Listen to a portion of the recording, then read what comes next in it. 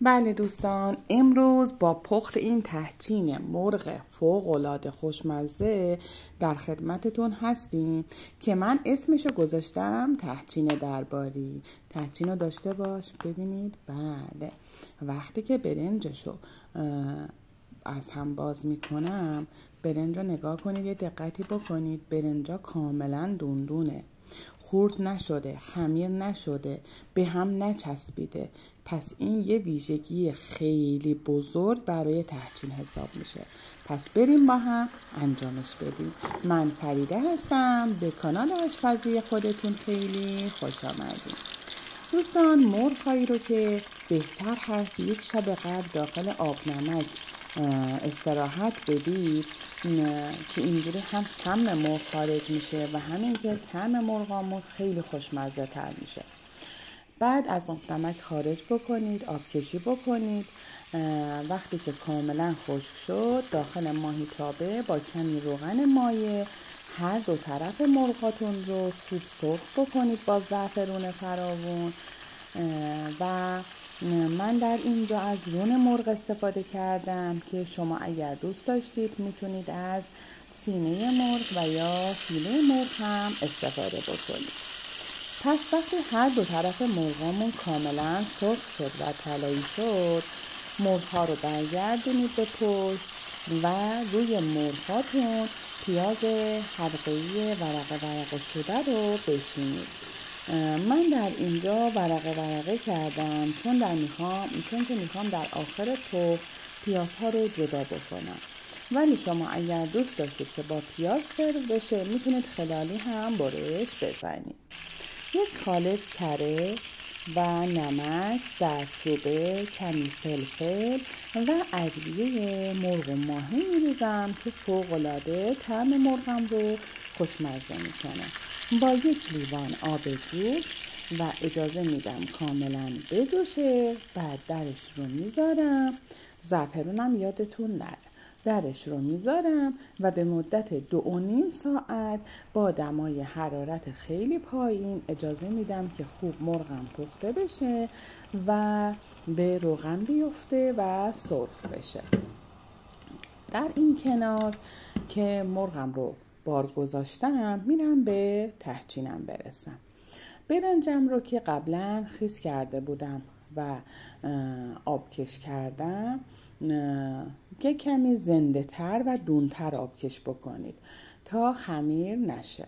داخل کاسه ای 2 تخم مرغ کامل و 1 دونه زرده به همراه زعفران و نمک و 3 قاشق ماست چکیده یا ماست پرچرب بهتره باشه. ماستتون شل یا آبکی نباشه. اضافه میکنیم، خوب مخلوطش میکنیم و از برنجی که آب کشی کردم و سرد شده نسبتاً داخل مایع تحچینم میریزم و خیلی آروم مخلوطش میکنم که برنجام خورد نشن.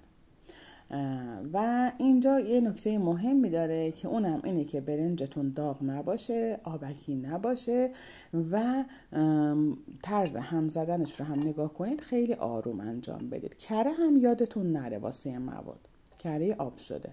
من از این قالب‌ها استفاده کردم. شما میتونید داخل ماهیتابه یا قالب‌های دیگه‌ای هم استفاده بکنید. قالب‌ها رو خوب کره بزنید، زعفرون بریزید و از مواد آماده شده تحچین نصف قالب‌ها رو پر بکنید و با پشت قاشق کمی صافش بکنید که حبابی یا حفره‌ای داخلش نمونه. نیازی نیست خیلی فشرده بکنید که خمیر بشه برنجتون. برای 2 تا از این قالب هم شیوید خوش خورد کردم داخلش و برای یکی هم زرشک. چون ما پیاز دوست نداریم من پیاز اضافه نکردم، ولی اگر شما پیاز سرخ شده هم بریزید خیلی خوشمزه تر میکنه. بعد روش رو از پلوی آبکش شده که کنار گذاشته بودیم میریزیم، صاف میکنیم با پشت قاشق، دوباره کره، دقت کنید کره در 2 مرحله هست. نصف کره داخل مواد تخم مرغی و ماست میره و بقیه روی برنجامون میدیم و درش رو میذاریم و میره برای دمکشی و تحتیکش سرخ شدن. من از اجاق گاز استفاده کردم. شما دوست داشتید میتونید داخل فرن همین کار رو انجام بدید با دمای 180 درجه به مدت 20 دقیقه. البته بستگی به اندازه و حجم تحچینتون داره.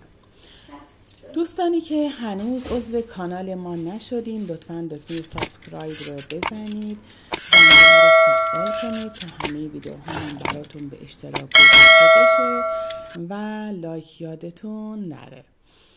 این کناریام یه سالاد خیلی خوشمزه براتون درست میکنم. کلم سفید، کلم قرمز، قشنگ نواری برش بدید، هویج رنده شده، گردوی فراوون، بعد انار دون شده، یه کمی آویشن، کمی نمک و کمی فلفل برای چاشنیش استفاده میکنم. شوید خورده خشک خرد شده، آب لیمو 1 کوچولو و روغن زیتون و 1 قاشق سس مایونز و 1 قاشق ماست پرچرب اضافه میکنم.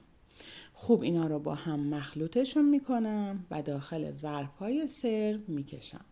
بهتر سالاد رو یه نیم ساعتی سسش رو، ماستش رو، مواد خشک و آب لیمو اینا رو بزنید و اجازه بدید با هم مچ بشن، طعما خوب به خورد هم برن، بعد داخل ظرف سرو بکشید.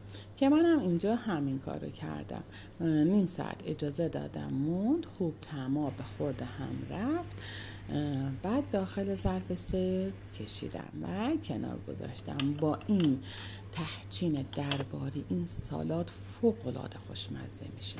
توصیه میکنم حتما درستش بکنید و نوش جونتون باشه.